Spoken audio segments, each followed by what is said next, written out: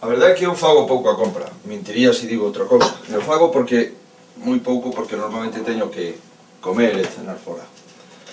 Pero a miña abuela tiña un mercado, unha pequena tienda de ultramarinos, e eu pasaba moitos veráns despachando.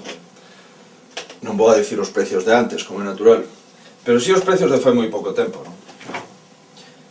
Un litro de leite vale €1. E €1 non son 100 pesetas.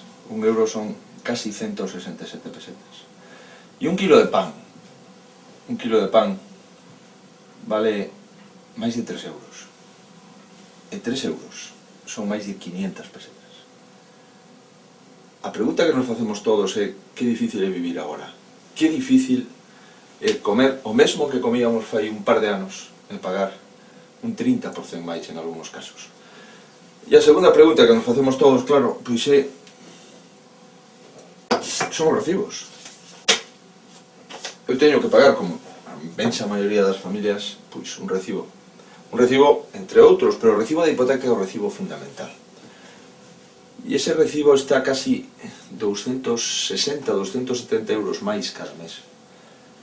E iso significa que se o 60% dos galegos son mileuristas, se as familias están cobrando en torno de 1000 euros, se incrementamos un tercio o que teñen que pagar por vivir donde vivían, pois lóxicamente aí empeza as grandes dificultades económicas.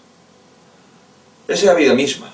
A vida misma é, insisto, unha persona que fai pouco a compra como a min, saber que cando vamos a un supermercado atopamos pois esos tomates que nos gustan. Pois antes, por a mesma cuantía comprábamos 3 tomates e agora, polo mesmo precio, compramos 2 tomates. Esta é a dificultad real, a dificultad na que hai que traballar. Esos datos de macroeconomía, de crecemento económico, xeral, de PIB, todas esas cousas están moi ben, pero as familias non entenden porque cando se levantan e encenden a luz teñen que pagar máis, abren auga e teñen que pagar máis, poñen a calefacción e lles costa moito máis, chega a fin de mes e teñen que pagar todos os recibos moito máis. Esa é a gran dificultad e esa é o gran reto. Que tal, Alfonso?